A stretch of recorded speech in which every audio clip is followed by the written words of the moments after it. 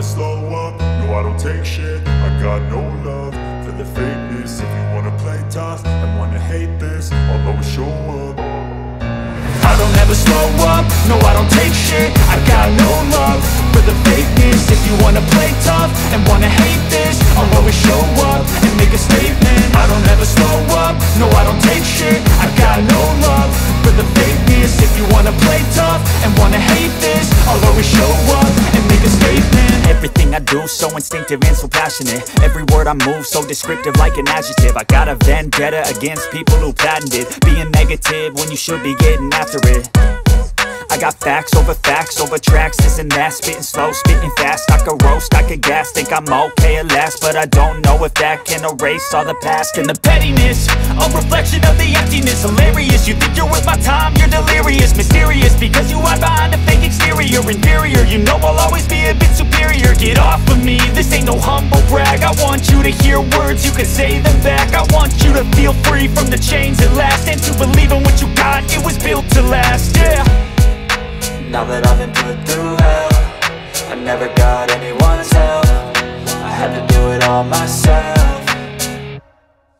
I don't ever slow up, no I don't take shit. I got no love for the fakeness. If you wanna play tough and wanna hate this, I'll always show up and make a statement. I don't ever.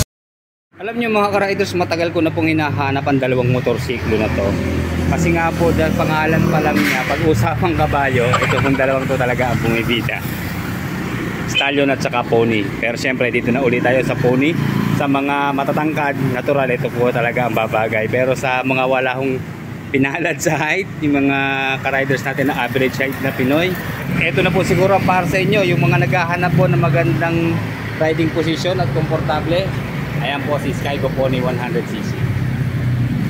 Okay, pasensya na mga ka-riders ha. Wala ho akong info about sa kulay niya. Ito lang ho ang available dito sa Skygo.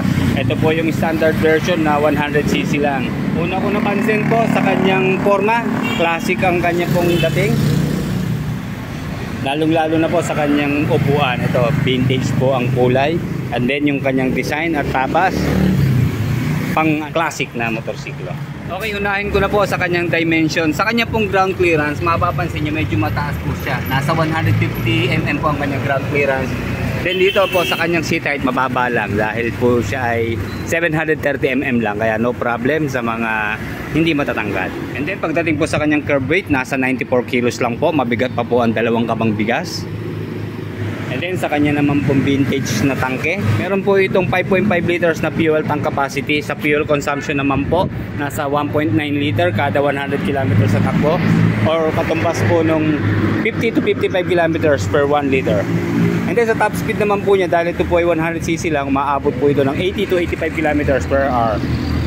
Nga pala mga ka-riders, manual transmission po ang Skygo Pony 100cc. Meron po siyang 4 speed sa kanyang gearbox, and then 4 stroke, single cylinder, 2 valve, air-cooled po sa kanyang cooling system, and then carburetor type pa rin po sa kanyang fuel supply system. 99cc displacement, maximum power of 7.7 horsepower at 7,500 RPM, and 7.5 Newton meter of torque at 6,000 RPM. Engine oil capacity 850 ml. Ayan, mamomonitor po natin yung status ng ating oil dito sa butas na to. And then ayan po yung kanyang kickstart, naka stainless.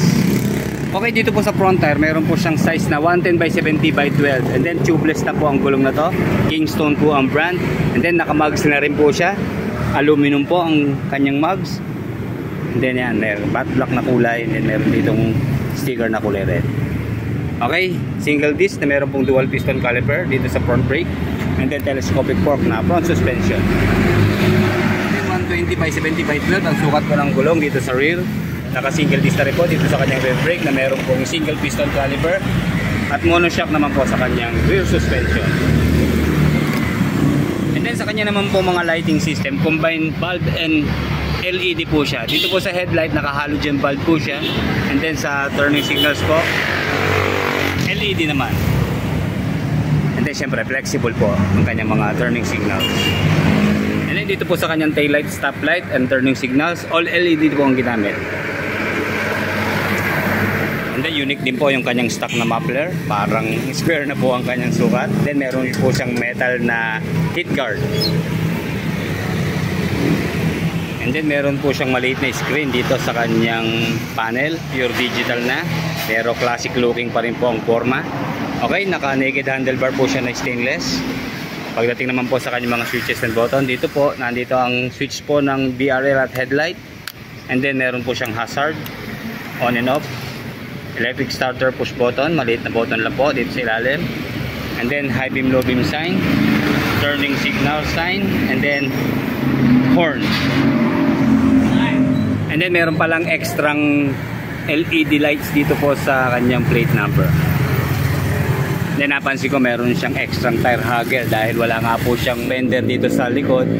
Ito na po ang magsisilbing fender natin. May kasama rin pong reflector.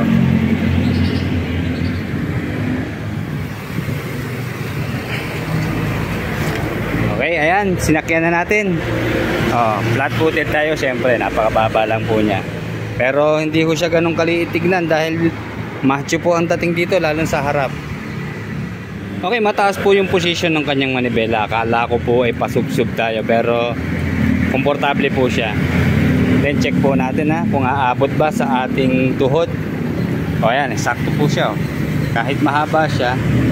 Pero sana niliitan kasi nga naman pag sikitan, baka mahirapan tayo dahil sa lapad po ng kanyang manibela. Yan, sakto lang sa ating hita. May space pa.